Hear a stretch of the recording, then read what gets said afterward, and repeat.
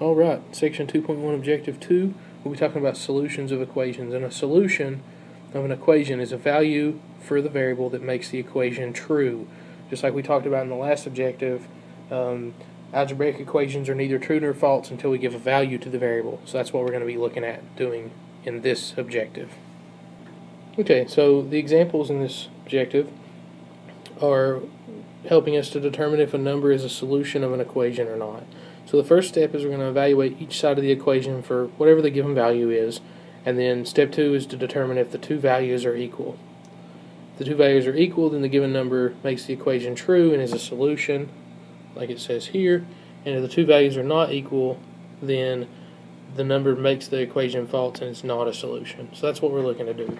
Now 2a, they give us three values for the variable x. They give us x equals -2, 4, or 1/2. So we're going to have to actually try this 3 times with each one of those numbers and see which ones of those make this equation true, which ones make it false.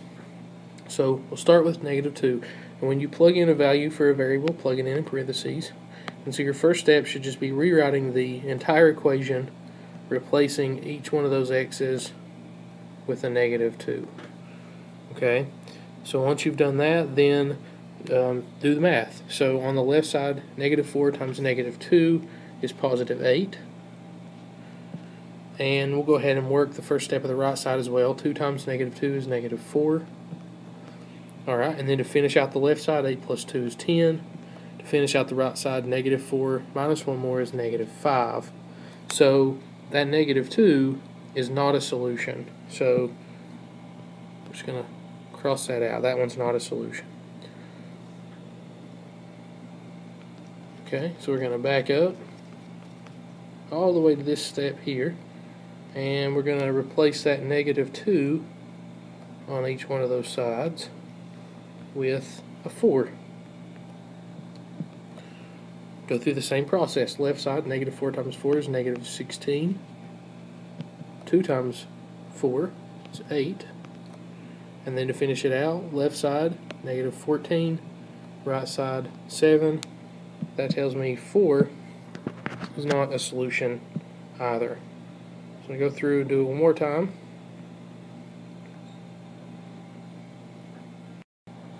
So I'll erase what I have here. And then I'll replace those x's with 1/2. Alright, left side. -4 times 1/2. Remember, put it over 1. Multiply straight across. So -4 times 1 is -4. 1 times 2 is 2. We'll simplify in a minute. 2 times 1 is 2. 1 times 2 is 2. And then simplify the left side. -4 divided by 2 is -2. 2 over 2 is 1. The left side, -2 plus 2 is 0. Right side, 1 minus 1 is 0.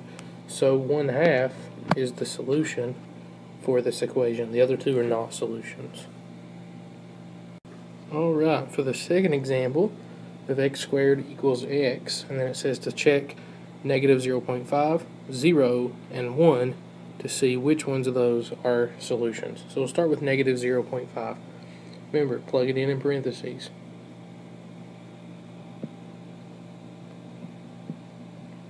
Okay, so if I square -0.5, that means multiply it by itself. That becomes +0.25. Negative times negative is positive, and then 5/10 times 5/10 is 25/100. And on the right side, it's just -0.5. I don't have to do anything. So I can quickly see that's not a solution. Let's go ahead then and try 0. So I'll erase what I have.